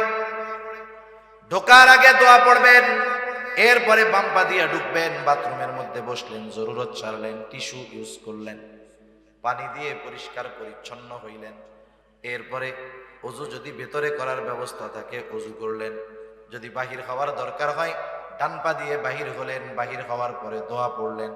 আমি শুধু উল্লেখযোগ্য সুন্নাতগুলা বললাম। একটা মানুষ যদি সুন্নাত তরিকায় বাথরুম করে তাহলে ওই বাথরুম করার মধ্যে তার কমপক্ষে 10টা সুন্নাতের আমল হয়ে যায়। অথচ এই কাজগুলো আমরা দৈনন্দিন করি। আবার দেখেন, প্রত্যেক বেলা খানা খাই, খানা খাওয়ার সময় দস্তরখানটা বিছান, খানার সময় ডান দিক দিয়ে খানা শুরু করেন, খানার শুরুতে বিসমিল্লাহ বলেন, খানার দোষ ত্রুটি না ধরেন, খানাটা পড়ে গেলে উঠায় খান, প্লেটটাকে ভালো মতো চেটে খান। এই যে অনেক সময় আমরা হুজুররা কোনো জায়গায় খাইতে গেলে একটু চাইটা চুইটা খাই, অনেকজন দেখা দেখা কয় কিরে দেখ হুজুর প্লেট না খায় ফেলায়, আল্লাহ জানে। আরে প্লেট তো জান্নাতে গিয়ে খামো, এর আগে একটু প্র্যাকটিস করে নি, ঠিক কিনা বলেন? এই যে দেখেন বিজ্ঞান কি বলে, আমি আপনি যখন খাবার পরে আঙ্গুলগুলো চেটে খাই, আঙ্গুলের উপরে ধারালো ধারালো দাগ আছে না নাই? মানুষ মারা যাওয়ার সাথে সাথে এই রেখাগুলো চলে যায়। এটা যখন জিহ্বার সাথে ঘষা খায় দেখবেন একটা লালা হয়, লালা। এই লালাটা কত উপকারী! এই লালাটা আমি আপনি খেয়ে ফেলি যখন, এটা আমার আপনার খাবার হজমের জন্য কাজ করে। সুবহান। আপনি প্লেট চাইটা খাইতেছেন, মানুষ বলতেছে খ্যাত, আমি বলি এটা সুন্নাত। উপকার কি? 1 নাম্বার নবীর সুন্নাত অনুযায়ী খানা খাওয়ার কারণে সওয়াব হইল। 2 নাম্বার, হাত যখন চেটে পুটে খেলাম, এই যে লালা হলো ঘষা লাগার কারণে, এই লালা আমার হজমের জন্য কাজ করে। সুবহান। ইসলামের প্রত্যেকটা বিষয় মেনে চললে আখিরাতের উপকার তো আছে, দুনিয়ার গুলোও আছে। তবে আমরা দুনিয়াবি কল্যাণের জন্য ইবাদত করব না, ইবাদত করব আল্লাহর জন্য, আর দুনিয়াবি কল্যাণ অটোমেটিকলি আল্লাহ দান করবে। সুবহান। তাহলে দুনিয়ার কাজগুলো যদি নবীর তরিকায় করা হয়, সুন্নাত তরিকায় করা হয়, ওগুলো ইবাদত হয়ে যায়। আর ইবাদত যেগুলো, ওগুলো অবশ্যই অবশ্যই নবীজির সুন্নাত তরিকায় করতেই হবে। সুন্নাত বিহীন কোনো ইবাদত নাই। অনেকে মনে করে সুন্নাত মনে হয় এমন জিনিস, করলে সওয়াব না করলে গুনাহ নাই। আসলে বিষয়টা এমন নয়। কিছু সুন্নাত আছে ফরজ, কিছু সুন্নাত আছে ওয়াজিব, কিছু সুন্নাত আছে সেটা স্বাভাবিক সুন্নাত। এখন কথা হইল কিছু সুন্নাত ফরজ, এটা কেমনে হয়? যেমন কোরআনুল কারীমের মধ্যে নামাজের কথা আছে 82 জায়গায়। কয় জায়গায়? 82 জায়গায় নামাজের কথা আছে। আল্লাহ তাআলা কোন বিষয়ে গুরুত্ব আরোপ করার জন্য একাধিকবার বলার দরকার হয় না, একবার বললেই সেটা যথেষ্ট হয়ে যায়। আল্লাহ তাআলা 82 জায়গায় নামাজের কথা উল্লেখ করার দ্বারা কমপক্ষে 82টা উদ্দেশ্য আছে। আল্লাহ তাআলা নামাজের কথা কোরআনুল কারীমে 82 জায়গায় বলছেন। এখন যদি গোটা দুনিয়ার সব মুফাসসিরদেরকে একত্রিত করেন, সকলকে যদি বলেন আপনারা সবাই মিলে নবীর সুন্নাত বাদ দিয়ে, নবীর হাদিস বাদ দিয়ে শুধুমাত্র কোরআন থেকে ফজরের 2 রাকাত নামাজ আমরা যেই পদ্ধতিতে পড়ি, ওই পদ্ধতিগুলো শুধু কোরআন থেকে বের করে দিবেন, আপনারা সাধারণ মানুষও সহজে বুঝবেন। বলেন তো, নবীর সুন্নাত হাদিস বাদ দিয়ে শুধু কোরআন থেকে 2 রাকাত নামাজ পড়ার পদ্ধতি কিয়ামত পর্যন্ত কেউ বের করতে পারবে নাকি? কেউ কিয়ামত পর্যন্ত পারবে না, অসম্ভব এটা। তাহলে নামাজের আদেশ করেছেন আল্লাহ, আর নামাজ কিভাবে পড়তে হবে শিখিয়ে দিয়েছেন মুহাম্মাদুর রাসূলুল্লাহ সাল্লাল্লাহু আলাইহি ওয়াসাল্লাম। নবীজি বলেন, সল্লু কামা রাআইতুমুনি উসাল্লি। নামাজ কিভাবে পড়তে হবে আমাকে দেখে দেখে তোমরা শিখো, আমাকে দেখে দেখে নামাজ পড়া শিখো। কিভাবে নামাজ পড়তে হবে, তার মানে নামাজের আদেশ করেছেন আল্লাহ, আর নামাজের পদ্ধতি শিখিয়ে দিয়েছেন মুহাম্মাদুর রাসূলুল্লাহ। অনেক উদাহরণ না, একটা দুইটা উদাহরণ দেই। আজকে আমি আমার জীবনে কক্সবাজার সবচাইতে ফালতু মাইক পাইলাম, এনারে যেমনে বলতেছি পারতেছে না। আমার আগে ভাই কথা বলছে কেমনে, আমি স্টার্ট করার পরে সাউন্ডটা নষ্ট হয়ে গেল, আমারই বদনসিব মনে হয়। নামাজের যেই ফরজগুলা আছে, নামাজের ফরজগুলার মধ্যে একটা ফরজ হলো রুকু করা। কি করা? আমার দিকে তাকান, একটু কষ্ট করে তাকান, আমি বেশি সময়ের কথা বলবো না। কি করা বলেন না, জোরে বলেন। রুকু করা কি ফরজ? রুকু করা কি ফরজ? রুকুর আদেশ আল্লাহ তাআলা করেছেন। আল্লাহ তাআলা বলেন, ওয়ারকাউ মা'আর রাকিঈন, রুকুকারীদের সাথে রুকু করো। এখন রুকু শব্দের অর্থ হলো ঝুঁকা, ঝুঁকা। এখন ঝুঁকবেন কতটুকু? একজন দাঁড়ানো, সে যদি মাথা ঝুঁকায় এটাও ঝুঁকানো, যদি একেবারে নিচু হয়ে যায় সেটাও ঝুঁকানো। এখন আপনি যদি শুধু কোরআন থেকে রুকুর পদ্ধতিটা নিজে আবিষ্কার করতে চান, তাহলে কতটুকু ঝুঁকতে হবে বের করতে পারবেন না। তাহলে এই ফরজ, রুকু করা ফরজ, কতটুকু ঝুঁকতে হবে, কিভাবে পিঠ থাকবে, নজরটা কোথায় থাকবে, এটা কিন্তু আল্লাহ বলে দেন নাই, এটা আমাদের শিখিয়ে দিয়েছেন মুহাম্মাদুর রাসূলুল্লাহ। তাহলে এই রুকুর পদ্ধতিটাও একটা সুন্নাত পদ্ধতি। এই জন্য নবীজির কিছু সুন্নাত আছে যেগুলো ফরজের সাথে সম্পৃক্ত, আবার কিছু সুন্নাত আছে যেটা ওয়াজিব। সারা দুনিয়ার মুহাক্কিক উলামায়ে কেরাম একমত, কেউ কষ্ট নেবেন না। এই যে আমাদের দাড়ি হয়, এই দাড়ি হলো মুসলমানদের একটা শিআর, একটা নিদর্শন। উচিত কি? নবীজি বলেন দাড়ি লম্বা করো, মোছকে খাটো করো। নবীজি বলছেন মোছ খাটো করো, দাড়ি লম্বা করো। কতটুকু করতে হবে? মুহাক্কিক উলামায়ে কেরাম গবেষণার মাধ্যমে বলেন, সাহাবায়ে কেরামের আমলকে দেখে বলেন, তাবেঈন, তাবেঈনের আমলের আলোকে বলেন, কমপক্ষে একটা মুমিনের দাড়ি 1 মুষ্টি পরিমাণ রাখতে হবে। যদি সে না রাখে, যদি সে খাটো রাখে, সেটে রাখে, তাহলে অবশ্যই অবশ্যই তাকে গুনাহগার হতে হবে। এটা নবীর সুন্নাত। এই সুন্নাতটা কিন্তু ওই সুন্নাত নয় যে রাখলে সওয়াব, না রাখলে গুনাহ নাই। এই সুন্নাতটা হলো দায়েমি সুন্নাত, এজন্য এটা হলো ওয়াজিব। এই সুন্নাতটা কি বলেন? এই নবীর এই দাড়ি রাখার পদ্ধতিটা কি হবে? ওয়াজিব, না রাখলে গুনাহ হবে। আমরা দোয়া করি যারা রাখতে পারে নাই আল্লাহ তাদের রাখার তৌফিক দান করুক, সকলে বলি আমিন। আবার কিছু সুন্নাত, সাধারণ সুন্নাত, আমি যে কথা বোঝানোর জন্য বলতেছিলাম, দুনিয়ার যে কোনো ইবাদত রাসূল আকরাম সাল্লাল্লাহু আলাইহি ওয়াসাল্লামের দেখানো পদ্ধতিতে করতে হবে, নাইলে ওই ইবাদত আল্লাহ তাআলার কাছে কবুল হবে না। তাহলে পেছন থেকে আবার একটু রিভিশন দেই। ইবাদত কবুল হওয়ার জন্য 1 নাম্বার দরকার হলো ঈমান, 2 নাম্বার দরকার হলো ইখলাস তথা নিয়তের বিশুদ্ধতা, যে আমি এই ইবাদত কাকে খুশি করার জন্য, কাকে দেখানোর জন্য করতেছি। 3 নাম্বার, ওই ইবাদতটা হতে হবে নিজের পদ্ধতিতে নয়, নবীজির পদ্ধতিতে। 4 নাম্বার, সে যেই ইবাদত করবে সেই ইবাদতের ব্যাপারে তার জ্ঞান থাকতে হবে, ইলম অর্জন করতে হবে। এই জন্যই নবীজি সাল্লাল্লাহু আলাইহি ওয়াসাল্লাম বলেন, তলাবুল ইলমি ফারিদাতুন আলা কুল্লি মুসলিম, দ্বীনি ইলম শিক্ষা করা প্রত্যেক মুসলমান নরনারীর উপরে ফরজ। কতটুক ফরজ? কেউ কেউ বলেন যতটুকু দ্বারা সে নিজে দ্বীনের উপরে চলতে পারে এতটুকু শিক্ষা করা ফরজ। আবার কেউ কেউ বলেন না না, বরং এর চাইতে আর একটু বেশি শিখতে হবে। কেন? বলে আল্লাহ তাআলা কোরআনুল কারীমের সূরাতুত তাহরীম 28 নম্বর পারা। আল্লাহ তাআলা বলেন, ইয়া আইয়ুহাল্লাযীনা আমানু কু আনফুসাকুম ওয়া আহলিকুম নারা। আল্লাহ তাআলা বলেন, হে ঈমানদারেরা, তুমি নিজে জাহান্নামের আগুন থেকে বাঁচো, অধীনস্থদেরকে জাহান্নামের আগুন থেকে বাঁচাও। তার মানে নিজেও বাঁচতে হবে, নিজের পরিবার পরিজনকেও বাঁচাতে হবে। কেমনে বাঁচবা? বলে নিজে আল্লাহ তাআলার আদেশ নিষেধ মান্য করার মাধ্যমে নিজে বাঁচো, আর অধীনস্থদেরকে মান্য করানোর মাধ্যমে বাঁচাও। নিজে আমল কইরা বাঁচো, অধীনস্থদেরকে আমল করে বাঁচাও। নিজে আল্লাহর হুকুম আহকাম মেনে চলার মাধ্যমে বাঁচো, অধীনস্থদেরকে হুকুম আহকাম মেনে চালানোর মাধ্যমে বাঁচাও। এজন্য আল্লাহ তাআলা কোরআনুল কারীমের মধ্যে একা আমাকে আপনাকে নামাজি হওয়ার আদেশ করেছেন তা নয়। আল্লাহ তাআলা নামাজের ব্যাপারে যেমন বলেন, ওয়া'মুর আহলাকা বিস-সালাতি ওয়াসতাবির আলাইহা। আরে তুমি তোমার অধীনস্থদেরকে নামাজের আদেশ করো, তুমিও তার উপরে অটল থাকো। কিছু কিছু জায়গায় আল্লাহ তাআলা নিজের আমলের আগে অধীনস্থদেরকে করানোর আদেশ দিয়েছেন। তার মানে আমাদের সমাজে অনেক মানুষ আছে নিজে নামাজ পড়ে, সন্তানরা নামাজ পড়ে না, নিজে নামাজ পড়ে, নিজে ঠিকমতো দিনের উপরে চলে, নিজের ঘরের মানুষ চলে না। আছে না নাই? মনে রাখবেন, ধরা পড়ে যেতে হবে কিয়ামতের দিন। আমি আমল করলাম, অধীনস্থদেরকে দিয়ে আমল করাইলাম না, আদেশ করলাম না।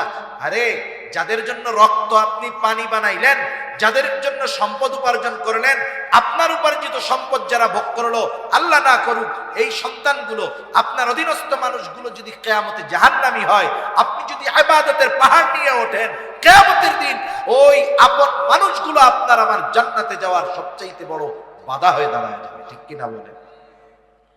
এজন্য ফিকির শুধু একা না, অধীনস্থদেরকে নিয়ে করতে হবে।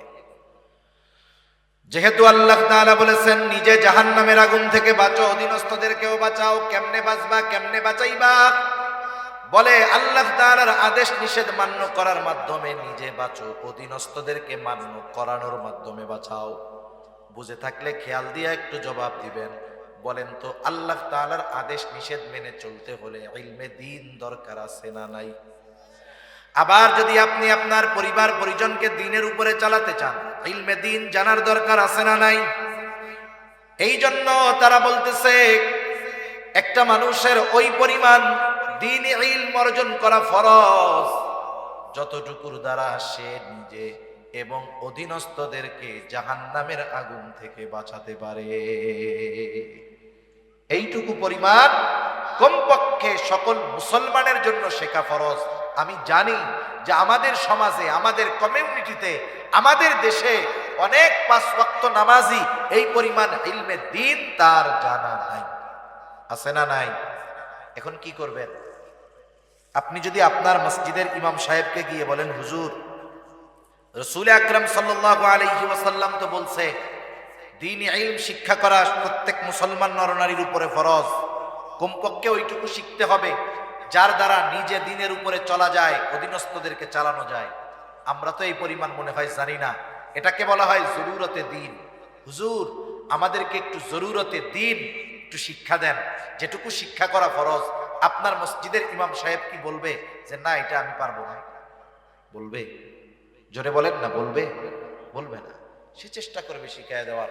আপনি যদি কোনো মাদ্রাসার শিক্ষকের কাছে গিয়ে, মাদ্রাসায় গিয়ে মাদ্রাসার প্রিন্সিপাল মোহতামিম সাহেবকে বলেন যে আমাদের এই জরুরতে দ্বীন শেখার একটা ব্যবস্থা করে দেন, বলেন তো তারা কি বলবে? আমরা পারবো না। তার মানে আপনার আমার শেখার ব্যবস্থা আছে, আমরা আমাদের গাফলতির কারণে শিখি না। এই না শেখাটা কি হচ্ছে? এক তো গুনাহগার হচ্ছি, দ্বিতীয়ত দেখা যাবে যে ইবাদত গুলো করতেছি ওই ইবাদত গুলোর মাসলা মাসাইল না জানা থাকার কারণে কোন সময় ইবাদত নষ্ট হচ্ছে নিজেও টের পাই না।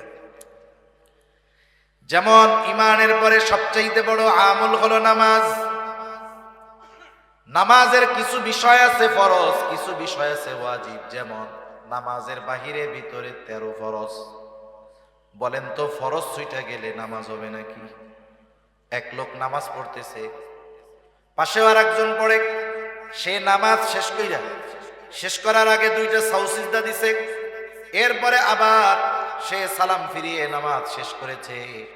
পাশের জন এমনিই জিজ্ঞাসা করে, কিরে ভাই, তুমি যে সাহু সিজদা দিলা কারণ কি? বলে সাহু সিজদা কখন দেয়? বলে নামাজের ওয়াজিব সুইটা গেলে সৌ সিজদা দিতে হয়, তাইলে নামাজ হয়ে যায়।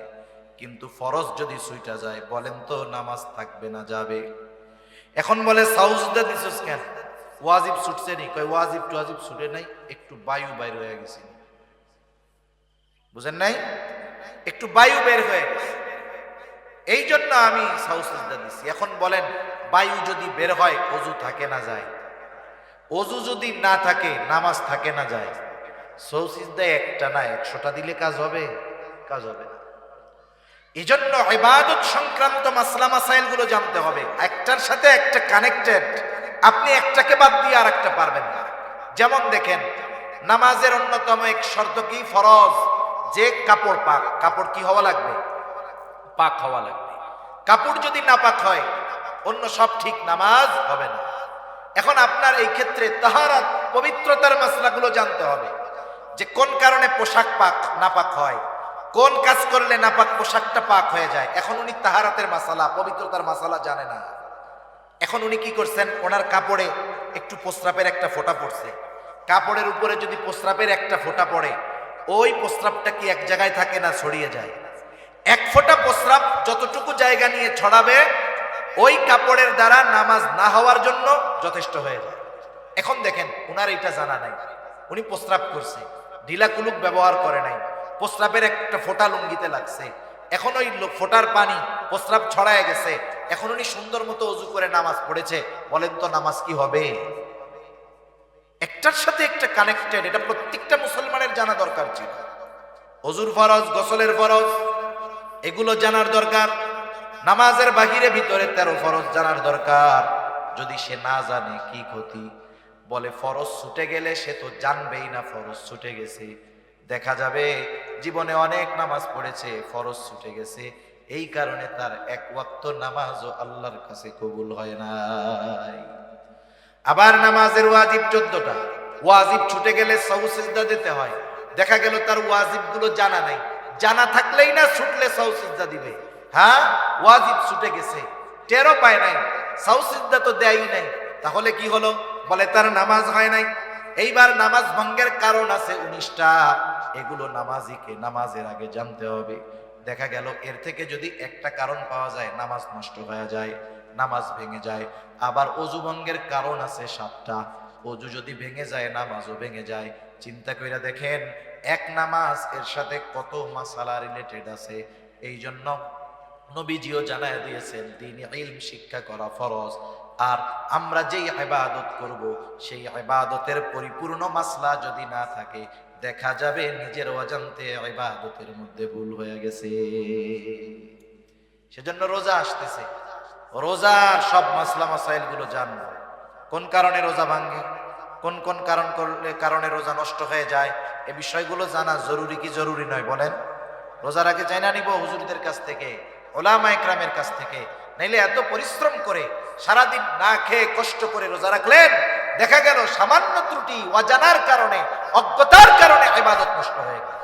মনে করেন একটা লোক জানে না যে আগুনে হাত পুড়ে যায়, এই লোক এই জিনিসটা তার কি নাই, জানা নাই।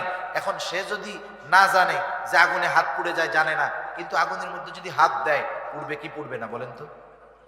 আগুন তো বলবে না যে ও জানে না, তাইলে এর আর পুরানোর দরকার নাই। এই জন্য মাসলা মাসাইলের বিষয়টা এরকম, যেগুলো জরুরতে দিন, এই বিষয়গুলো যদি আমরা না জানি, না মানি, যদি কোনো ত্রুটি বিচ্যুতি ইবাদতের মধ্যে হয়ে যায়, ওই বিষয়গুলো যদি আমার আপনার দ্বারা সংগঠিত হয়ে যায়, ইবাদত আমল নষ্ট হয়ে যাবে, আমি টের পাবো না। সেজন্য 4 নাম্বার যেই জিনিসটা দরকার, যেই ইবাদত করবে সেই ইবাদতের মাসলা মাসাইল গুলো জানবে। 5 নাম্বার, তার খাবারটাকে হালাল করতে হবে, খাবারটা হালাল। অনেক মানুষ আছে খাবার হালালের ব্যাপারে বড় পেরেশান। বিষয়টা কিন্তু এমন না, খাবার শুধু হালাল হলেই হবে না, উপার্জনটা হালাল দরকার আছে না নাই? উপার্জনও হালাল হতে হবে, খাবারটাও হালাল হতে হবে। এখনকার জামানায় মানুষ তো হারাম উপার্জন করে লজ্জিত হয় না, বরং গর্বিত হয়।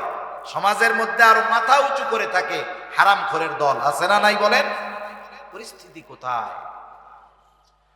অথচ আল্লাহর রাসূল সাল্লাল্লাহু আলাইহি ওয়াসাল্লাম হালাল উপার্জন করাকে ইবাদত বলে অভিহিত করেছে। রাসূলুল্লাহ সাল্লাল্লাহু আলাইহি ওয়াসাল্লাম বলেন, কাসবুল হালালি ফরিদাতুন বাদাল ফরিদা। ফরজ ইবাদতের পরে অন্যতম ফরজ ইবাদত হলো হালাল উপার্জন করা। একটা মানুষ যখন ফজরের নামাজ আদায় করবার পর হালাল উপার্জনের নিয়তে হালাল কর্ম করে, মনে রাখবেন একটা মানুষের কর্ম যত ছোট হোক, ওই কর্মটা যদি হালাল কর্ম হয়, ওই ব্যক্তিকে কর্মের কারণে কখনো তিরস্কার করা যাবে না। কর্ম যদি হালাল হয়, এই হালাল কর্মের কারণে তাকে তিরস্কৃত করা যাবে না। আমাদের সমাজে, আমাদের অঞ্চলে যেগুলো হয় বলি, মনে করেন কেউ থাকলে মনে কর কিছু করবেন না, আমি বোঝানোর জন্য বলি। একজন লোক রিক্সা চালায়, আমাদের সমাজে একজন মানুষ রিক্সা চালালে তাকে একেবারে নিম্ন শ্রেণীর মানুষ বলে মনে করা হয়। এলাকার একটা সমাধানের জন্য 10 জন মানুষ বসেছে, 20 জন মানুষ বসেছে, ওই এক এলাকার মানুষ, এর মধ্যে উচ্চ শিক্ষিত মানুষ আছে, ডাক্তার আছে, ইঞ্জিনিয়ার আছে, প্রফেসর আছে, শিক্ষিত মানুষ আছে, সাথে সাথে এলাকার মানুষ হিসাবে রিক্সাওয়ালাও আছে। যে কোনো এক বিষয়ে সমাধানের জন্য তারা চিন্তা করতেছে, কিন্তু সমাধানের পথ কেউ খুঁজে পায় না। এখন রিক্সাওয়ালা রিক্সা চালাতে পারে ঠিক, আল্লাহ সুবহানাহু ওয়া তাআলা তাকে ভালো মন্দের বুঝ তো দান করতে পারে, ঠিক কিনা বলেন? এখন রিক্সাওয়ালার মাথায় একটা বুদ্ধি আসছে, বুঝাই যদি কাজ করা হয় আমাদের আসন্ন সমাধান অথবা যেই সমস্যার সমাধান হয়ে যাবে। ও এখন বলতে চায় যে আমি একটা কথা বলি, যখন ডাক্তার, ইঞ্জিনিয়ার, প্রফেসর, উকিল, ব্যারিস্টার, ম্যাজিস্ট্রেট ওনারা সমাধান পায় না, মাথা গরম, এই টাইমে যদি রিক্সাওয়ালা বলে আমি একটা কথা বলি, তখন কি হবে? ওনাদের মেজাজ গরম, বেটা রিক্সাওয়ালা বয়। এত জ্ঞানী গুণী মানুষ এই জায়গায় আছে, বুদ্ধি পায় না, রিক্সাওয়ালা ওই জায়গায় মাথা চাড়া দিয়ে উঠছে।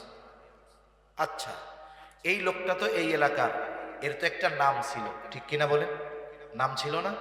কিন্তু নাম বাদ দিয়ে ওর কর্মকে আগে বলার কারণ কি? কারণ কি? এই কর্মের কথা বলে ওকে আঘাত করা, কর্মের কথা বলে ওকে কি করা? আঘাত করা।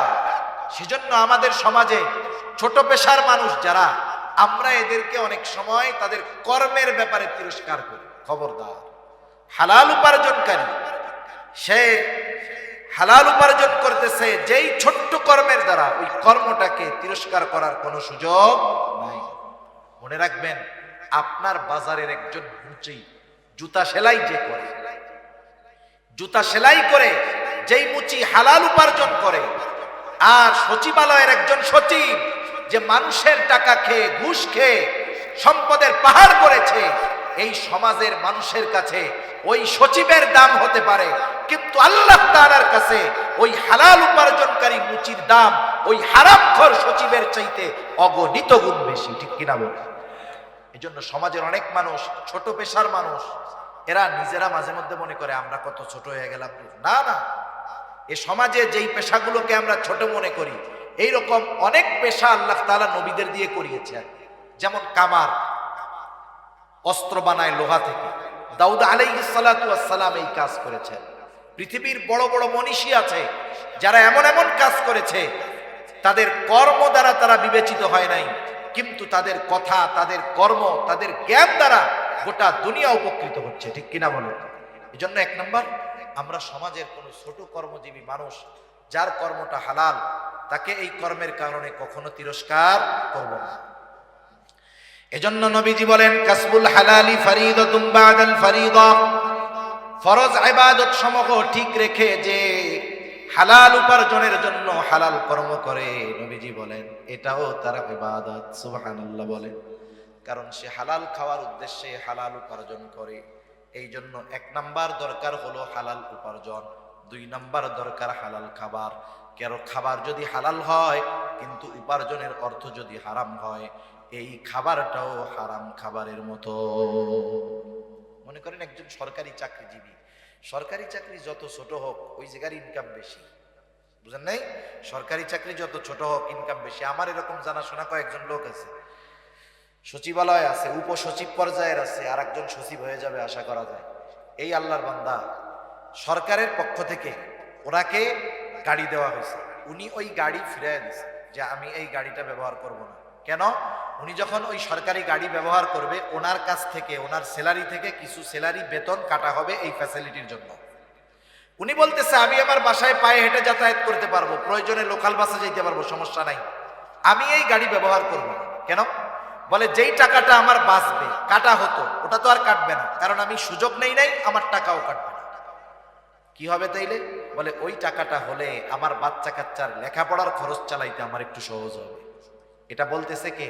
একজন উপসচিব পর্যায়ের লোক, একজন উপসচিব পর্যায়ের মানুষ।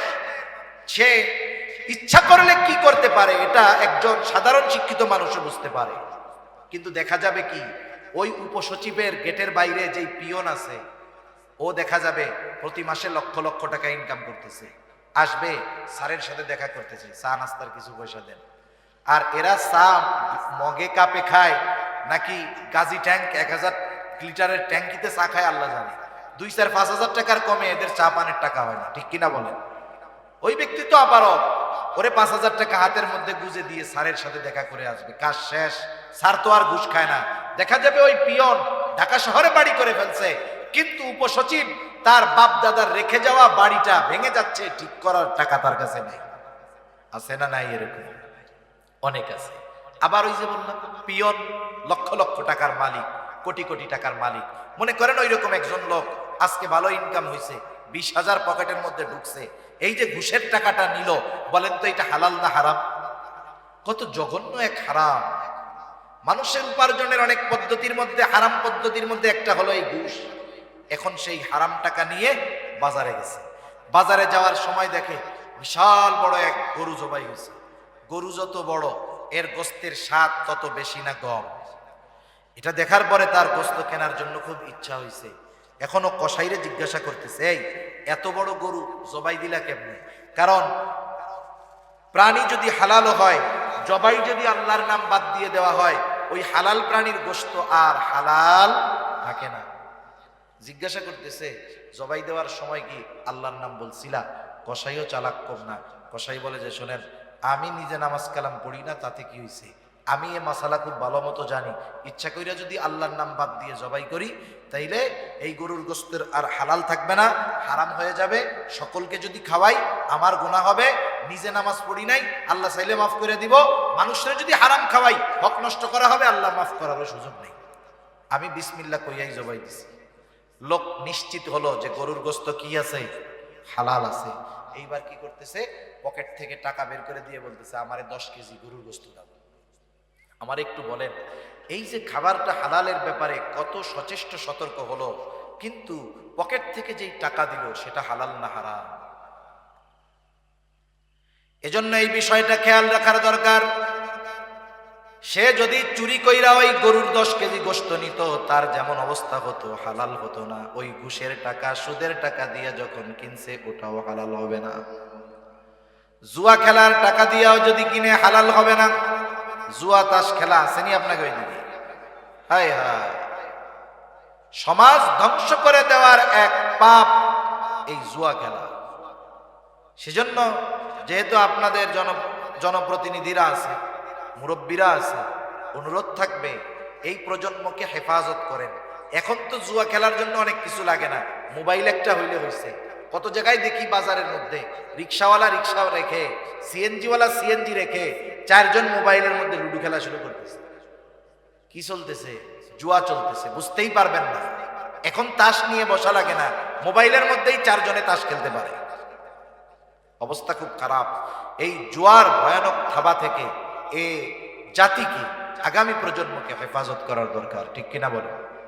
এর দ্বারা উপার্জিত পয়সা, সুদ ঘুষের পয়সা যেমন হারাম, এর দ্বারা উপার্জিত পয়সাটাও হারাম। তাহলে খাবারের ব্যাপারেও সতর্ক থাকতে হবে। খাবারটাও হালাল, উপার্জনটাও হালাল হতে হবে। এখন কথা হলো, কারো খাবার উপার্জন যদি হারাম হয়, তার ক্ষতি কি? বলে বড় বড় 4টা ক্ষতি আছে। কয়টা ক্ষতি? জোরে বলেন না কয়টা? 1 নাম্বার ক্ষতি, যে হারাম উপার্জন করে, হারাম খায়, তার দোয়া আল্লাহ তাআলা কবুল করে না। এই যে আজকে রাত্রে আল্লাহ তাআলা ক্ষমার ঘোষণা দিয়েছেন, ওই মানুষগুলোর জন্য ক্ষমার ঘোষণা নাই। তাদের মধ্যে অন্যতম হলো তারা যারা হারাম খায়। তাদের দোয়া আল্লাহ কবুল করবে না। দোয়া কবুল না করলে ক্ষমা হবে কেমনে? 1 নাম্বার ক্ষতি, তার দোয়া কবুল হয় না। দোয়া কবুলের কিছু সময় আছে, স্থান আছে। ওই সময় স্থানগুলোতে গেলেও তার দোয়া কবুল হবে না। এক ব্যক্তি বহু দূর সফর করে উস্কো খুস্কো চুলে বাইতুল্লাহর কাছে গিয়ে দোয়া করতেছে। সাহাবায়ে কেরাম দেখে মনে করতেছে এই ব্যক্তির দোয়া আল্লাহ তাআলা কবুল করবেন, ঠেকাবেন না। নবীজিকে আল্লাহ তাআলা ওই ব্যক্তির অবস্থা জানায় দিলেন। নবীজি বলেন, আল্লাহ তাআলা ওই ব্যক্তির দোয়া কেমনে কবুল করবে?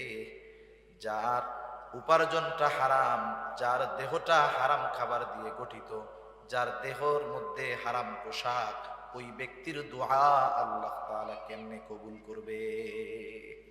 তাহলে হারাম উপার্জন, হারাম যারা খায়, এক নম্বরে তাদের দোয়া কবুল হয় না। দুই নাম্বার, যারা হারাম উপার্জন করে, হারাম খায়, নবীজি সাল্লাল্লাহু আলাইহি ওয়াসাল্লাম বলেন, লা ইয়াদখুলুল জান্নাতা জাসাদুন হুদিয়া বিল হারাম। হারাম বক্ষণকারীর শরীর জান্নাতে প্রবেশ করবে না। এক নাম্বার ক্ষতি, দোয়া কবুল হবে না। দুই নাম্বার ক্ষতি, জান্নাতে প্রবেশ করতে পারবে না। তিন নাম্বার ক্ষতি, আল্লাহ তাআলা কোরআনুল কারীমের মধ্যে বলেন, ইয়া আইয়ুহার রুসুলু কুলু মিনাত তাইয়্যিবাতি ওয়া'মালু সলিহা। আল্লাহ তাআলা সব রাসূলগণকে এক নির্দেশ দিয়েছেন, হে রাসূলগণ, আপনারা পবিত্র খান আর আমলে সালেহ করেন। এর দ্বারা উদ্দেশ্য হলো হালাল খান আর আমলে সালেহ করেন। বুজুর্গানে দিন উলামায়ে কেরাম বলেন, এখানে উদ্দেশ্য হলো যার খাবার অপবিত্র তথা হারাম, তার ইবাদত আল্লাহ কবুল করে না। চার নম্বর ক্ষতি, কেউ যদি হারামকে হালাল মনে করে তাহলে তার ঈমান থাকে না। একজন হারাম কাজ করতেছে, হারাম মনে করে, তার গুনাহ হবে, তবে সে বেঈমান হবে না। কিন্তু একজন হারাম কাজ করে না, কিন্তু ওই হারামকে সে হারাম মনে করে না, সে না কইরাও বেঈমান হবে। ঠিক কিনা কও? একটা উদাহরণ দিয়ে আলোচনা শেষ করে দেই। আমাদের সমাজে অনেক মানুষ আছে সরকারি চাকরি করে, সে তখন ঘুষ টুস কিচ্ছু খায় না, তার সংসার চালাতে, পরিবার চালাতে কষ্ট হয়। এরপরে সরকারি চাকরি শেষ, এখন আর কোনো টেনশন নাই, মসজিদে গিয়ে সব সময় নামাজ কালাম পড়ে, মসজিদ থেকে বাহির হয় না। এখন ইমাম সাহেব জিজ্ঞাসা করে, চাচা, চাকরি যখন ছিল তখন তো টেনশনে দেখতাম, চাকরি এখন নাই, টেনশনও নাই, তবে এখন সংসার চলে কেমনে? বলে এখন আরো ভালো চলে। কেমনে ভালো চলে? বলে আগে বেতন পাইতাম 30,000, 30,000 দিয়া বাসা ভাড়া, লেখাপড়া, অন্যান্য খরচ দিয়ে মাসে আমার চলা কষ্ট হইতো, এখন আরো ভালো চলে। কেমনে চলে? বলে আমি 1 কোটি টাকা পাইছিলাম, ব্যাংকের মধ্যে রেখে দিছি, এখন মাসে মাসে 1 লাখ টাকা পাই, আলহামদুলিল্লাহ। আমার একটু বুঝাই বলেন তো, 1 কোটি টাকা ব্যাংকে ফিক্সড ডিপোজিট করে রেখেছে, নির্দিষ্ট পরিমাণে তাকে লাভ দেওয়া হচ্ছে। বলেন তো এটা কি? কোনো সন্দেহ আছে? খাইতেছে সুদের টাকা, বলে কি আলহামদুলিল্লাহ। সুদের টাকা খেয়ে কি বলতেছে? যদি বুঝে বলে থাকে ঈমান নাই। একজন মদ খায়, মদ খাইতেছে, কবিরা গুনাহ, কিন্তু কেউ যদি ইয়ারকি মাইরা বিসমিল্লাহ বলে মদ খায়, সাথে সাথে বেঈমান হয়ে যাবে, কোনো সন্দেহ নেই। একজন খাচ্ছে মদ, খেয়ে যদি সে আলহামদুলিল্লাহ বলে, বেঈমান হয়ে যাবে, কোনো সন্দেহ নাই। খাচ্ছে সুদ, স্পষ্ট এক হারাম, অথচ বলতেছে আলহামদুলিল্লাহ। এজন্য কেউ যদি হারামকে হারাম মনে না করে তাহলে তার ঈমান থাকে না। আসেন এবার মূল কথা। আল্লাহ তাআলা বললেন, ঈমানদার নারী অথবা পুরুষ আমলে সালেহ যদি করে, কয় ধরনের পুরস্কার? একটু জোরে বলেন, কয় ধরনের? 2 ধরনের পুরস্কার। একটা দিবেন দুনিয়ায়, আর একটা দিবেন আখিরাতে। কি পুরস্কার? 1 নাম্বার দুনিয়ার কথা বলেন। আল্লাহ তাআলা বলেন, ফালানুহইয়ান্নাহু হায়াতান তাইয়্যিবা। আল্লাহ তাআলা বলেন, আমি তাকে এক পবিত্র জিন্দেগি দান করব। সুবহানাল্লাহ। পবিত্র জীবন দ্বারা উদ্দেশ্য কি? পবিত্র জীবন দ্বারা উদ্দেশ্য হলো যে আল্লাহ তাআলা এই দুনিয়ায় তাকে মানুষের মুখাপেক্ষী করবে না, এই দুনিয়ার প্রয়োজন মেটানোর ব্যবস্থা করবে। একটা হলো প্রয়োজন, আর একটা বিলাসিতা। এখানে প্রয়োজন উদ্দেশ্য, প্রয়োজন আল্লাহ তাআলা মেটানোর ব্যবস্থা করবে। আল্লাহ তাআলা এই দুনিয়াতে তাকে পারিবারিক শান্তি দান করবে। আল্লাহ সুবহানাহু ওয়া তাআলা তাকে ইবাদতের মজা দান করবে। আল্লাহ তাআলা দ্বীনের উপরে চলা তার জন্য সহজ করে দিবে। বলেন তো, আমাকে যদি কেউ এই নিশ্চয়তা দেয় আপনার এই জীবনে যত প্রয়োজন সব মেটানোর ব্যবস্থা হবে, আর কোনো টেনশন আছে? সম্মানের দিক দিয়ে কখনো মানুষের কাছে হাত পাতা লাগবে না, আপনি ইবাদতের মজা পাবেন। আপনার পরিবারের মানুষের দ্বারা আপনাকে শান্তি দেওয়া হবে, নেককার বিবি দেওয়া হবে, নেককার সন্তান দেওয়া হবে, যেই স্ত্রী সন্তান আপনার চক্ষু শীতলের কারণ হবে, সাথে সাথে আপনি ইবাদত করতে মজা পাবেন। আমরা কিন্তু ইবাদতে মজা পাই না। মসজিদে গেলে বসতে মন চায় না, চার দোকান থেকে আর উঠতে মন চায় না, ঠিক কিনা বলেন? ইবাদতের মজা এটা হলো হায়াতান তাইয়্যিবা, পবিত্র জিন্দেগি। আর আখিরাতে কি দিবে? আল্লাহ তাআলা বলেন ওয়ালা নাজজিয়ান্নাহুম আজরাহুম বিআহসানি মা কানু ইয়ামালুন। আর আখিরাতে এই আমলে সালেহ যারা ঈমানের সাথে আমলে সালেহ করেছে, এই মানুষগুলোকে আল্লাহ তাআলা দুনিয়ায় যা করছে ওই তুলনায় বহুগুণ বেশি বড় প্রতিদান আল্লাহ তাআলা দিবেন। সেজন্য সম্মানিত সুধী, পুরুষ হোক আর নারী হোক, আল্লাহ তাআলা ইবাদতের ক্ষেত্রে কাউকে কম বেশি করেন নাই। এমনটা করেন নাই পুরুষ রোজা রাখলে সওয়াব বেশি, নারী রোজা রাখলে সওয়াব একটু কম হবে, এমনটা আল্লাহ করেন নাই। ইবাদতের ক্ষেত্রে, প্রতিদানের ক্ষেত্রে আল্লাহ তাআলা নারী পুরুষকে সমানভাবেই দিবেন। শর্ত কি? বলে ঈমানের সাথে আমলে সালেহ করতে হবে। এখন আমলে সালেহ কেমনে হবে? ঈমান তো কম্পালসারি, এটা লাগবেই। সাথে সাথে ওই আমলটা ইখলাসের সাথে করতে হবে, ওই আমলটা সুন্নাত পদ্ধতিতে করতে হবে। যেই আমল করবে ওই আমলের মাসলা মাসাইলগুলো জানতে হবে। সাথে সাথে উপার্জনটা আর খাবারটা তার হালাল হবে। এইভাবে যদি দুনিয়ার জিন্দেগি অতিবাহিত করতে পারে, দুনিয়াতেও আল্লাহ তাআলা তাকে বরকত রহমত দিয়ে ভরপুর করে দিবে, আর আখিরাতেও আল্লাহ সুবহানাহু ওয়া তাআলা তার আমলের তুলনায় বহুগুণ বড় বেশি প্রতিদান আল্লাহ তাআলা তাকে দিবে। এজন্য সম্মানিত সুধী, রোজার মাস আসতেছে। এই মাসটা হলো ইবাদতের মাস, ইবাদতের মৌসুম। যেমন কৃষক সময় যখন চাষাবাদের সময় যখন ভালো মতো আবাদ করে, চাষ করে, এরপরে ফসল ঘরে উঠে, বাকি মাসগুলো সে আরামসে নিশ্চিন্তে কাটায়। অনুরূপভাবে আমরা যদি এই ইবাদতের মৌসুমকে যথাযথভাবে কাজে লাগাতে পারি, তাহলে আগামী 11 মাস আবার দ্বীনের উপরে চলা, ইসলামের উপরে চলা আমাদের জন্য সহজ করে দিবেন কে? আরো জোরে বলেন কে? এই জন্য আমরা ইবাদতের প্রস্তুতি নিব, রোজার প্রস্তুতি নিব। নবীজি সাল্লাল্লাহু আলাইহি ওয়াসাল্লাম বলেন, আহসু হেলাল